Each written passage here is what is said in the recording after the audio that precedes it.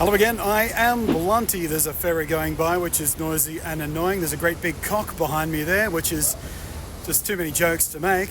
You make them, down in the down below area. How many different big golden white cocks, balloon covered cock, rubber covered, there we go, latex covered cock in the background. Oh my gosh, demonetized. This is part demonstration, part review of a brand new iPhone camera app from the makers of my favorite iPhone camera app, Filmic Pro. Actually, upon closer inspection, those aren't balloons. Those are little lanterns of some kind, obviously, but if they were balloons, the joke would be funnier. Are you a vlogger type? Are you a YouTuber type? Shush! Every time I press record, you guys screech. Goddamn cockatoos. Can't get a moment's peace around here. What was I saying? Oh yeah. Are you a content creator? YouTuber, vlogger in particular, who does this sort of carry your own camera, talk to the camera thing, but also, cover up your ums and ahs and your inability to deliver your lines or your thoughts in a cohesive and consistent manner, so you often have to do jump cuts. Well, you can cover up jump cuts with B-roll, but what if I told you could take B-roll at the same time as you're taking your main cam, your A cam? But bloody hell, that's bright. Sweet, but Jesus. Well, the people who make Filmic Pro, one of my absolute favorite camera apps out there for the phone, it's so powerful. So powerful. Well, Filmic Inc.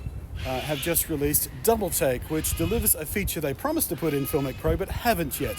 They promised to do this back in October, September, whatever it was. September, I think, when they announced the iPhone 11 Pro and Pro Max. Filmic came out in the Apple stage and they said, hey, look what we can do with this new powerful hardware. We can record multiple cameras at the same time. Well, they have yet to put that feature in Filmic Pro as they promised, but now they've got a standalone app which does it. So there's that. And it's awesome, but it's also frustrating because in a standalone app, you don't have all the other powerful features that I love about Filmic Pro. It's just a basic, dirt basic app that lets you do one thing. Film with multiple cameras, which is, in and of its own sense, a very powerful thing. For example, you could do this. You could use two of the rear cameras. You could have a nice, tight, clean close-up from the telephoto lens. You could also have a shot from the ultra-wide lens for a bit more of environmental context to see what's going on about you. If you are filming a sort of once-off event, someone trying to do a cool skateboard stunt, for example, or something going on a stage or whatever it is, you can run two cameras at the same time. You could have a nice close-up on the action, and you can have a wide so you can catch anything that happens to come sort of off your tight framing that you might not be sort of quick enough to follow with the action, or you need more context for. Rolling more than one angle at the same time can also help you hide your jump cuts. I mean, once upon a time jump cuts were frowned upon, but then sort of in the earliest days of YouTube, I and my other sort of earliest of adopters introduced the jump cut, and people found it jarring at first because it's not what you're used to seeing on TV, but eventually it just became a thing, and now it's part of the YouTube blogger style, basically, to have a jump cut. But you can still make it look more professional by running two cameras at the same time. So if you do flub a line and you need to repeat yourself, for example, you just switch to the other camera and you can just edit it together seamlessly instead of having to do a jump cut between the same framing. It makes it look like your mistake never happened. And some of those limitations about having this split into a separate app instead of being built into Filmic Pro like they originally promised at that big Apple launch event of the new 11 Pro and 11 Pro Max phones is this, for example. I'll show you a screenshot of the phone that I'm dealing with. It's upside down on the other side because I'm using a depth of field adapter. So an example of this would be if I was doing an interview, I wanted some reaction shots of me on the front-facing camera. It's all right, we won't be using much of that because it's all about the talent on the other side, not the interviewee, but it's nice to have that sort of cut in. It's one of the things I was looking forward to most about being able to record with two cameras at the same time on the iPhone. It makes that job so much easier, but I can't do it like this because I don't have the ability to flip the image like I do in Filmic Pro, which you need to do with a depth of field adapter because of the way they work. I don't have anything like highlight, zebra striping. I don't have focus peaking. I don't have anything that makes life easy and fast and simple and efficient when using an adapter lens like this, a depth of field adapter lens. And the frustrating thing about this is not only has it taken a way longer to deliver on this feature than necessary, they put it in a separate app, which means I can't use it with all the other incredibly powerful tools in Filmic Pro.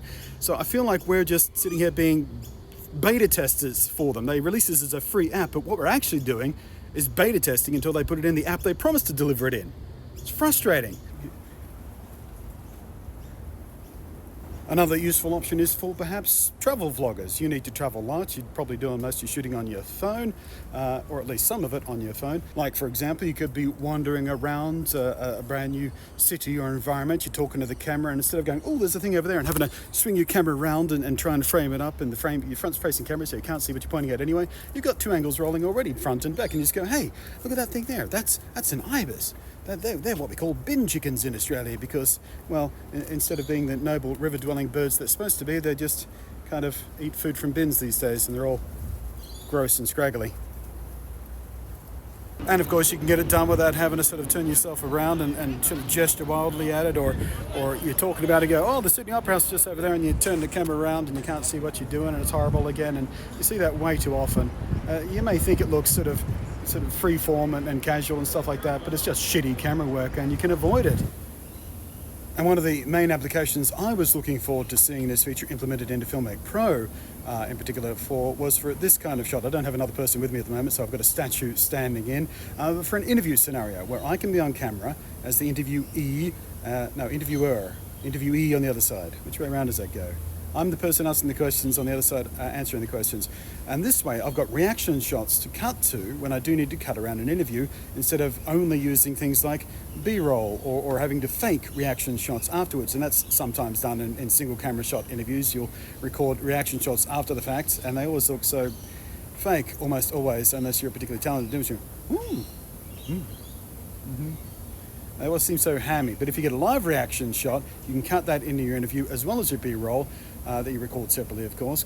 And Bob's your uncle. You've got an incredibly quick and easy way to do a much more professional looking interview. Now, of course, shooting dual cameras is not even close to a new concept.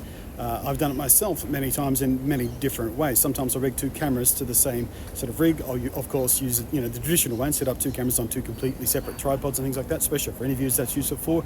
On occasion where I've needed to be ultra mobile, I've used the dual rig that I built to have two mobile phones sitting next to each other at the same time that I usually use for comparisons, review comparisons between two different mobile phones, for example. I'll sometimes use that to do two different shots at the same time, maybe one forward facing, one back facing, to do this kind of thing.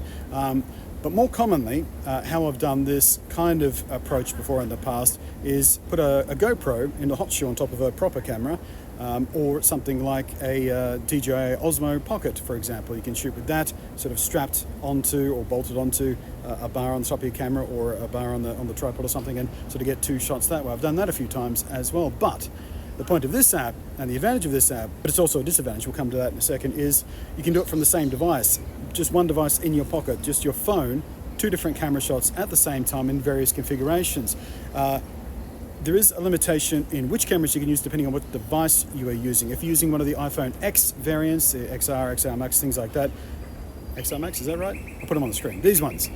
You can't use two of the rear cameras at the same time. There's some sort of hardware limitation upon that, but you can use any of the back cameras and the selfie camera at the same time.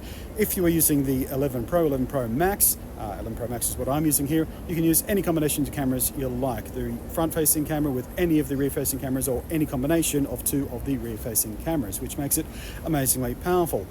The disadvantage of doing it this way with one single sort of device, but shooting two cameras at the same time, is you don't get a choice of angle. So not as powerful, not as many creative options as you get with just shooting with two cameras. Even if it's just two mobile phones, they'll still fit in your pocket just fine. Done that heaps of times. And yes, just in case you're wondering, if you're some sort of absolute savage person who wants vertical video for whatever reason, sorry, got a bit sick there. If you want vertical video, it'll do that just fine and spit out the files natively. Or for example, a shot like this, where you might want a close-up and a wide shot at the same time, but at any moment this bird could just fly away on you and ruin your chance to get the second shot you needed for the B-roll. So you can get tight and wide at the same time and not have any risk of the wild animal or the child or the leaf you were trying to shoot blow away. And of course everything can stay in sync, because if I was shooting this separately and I tried to mix the wide and close-up shot, I wouldn't necessarily get those fairies in the background, would I? So there's another advantage of shooting two shots at the same time. Although the seagull is being quite well behaved. Move close to see if I can get it to fly away. Prove my point. He's used to people. It's Sydney. That's actually quite a good shot right there too. Look at the wide. Now look at the close. I think I like this app. I think I like this app a lot. Let's see how close we can get to this little fella. Come here, buddy. What are you doing? Perfect example. Someone trying to shoot with two cameras at the same time. Pity they're not Apple phones. Can't be used this app.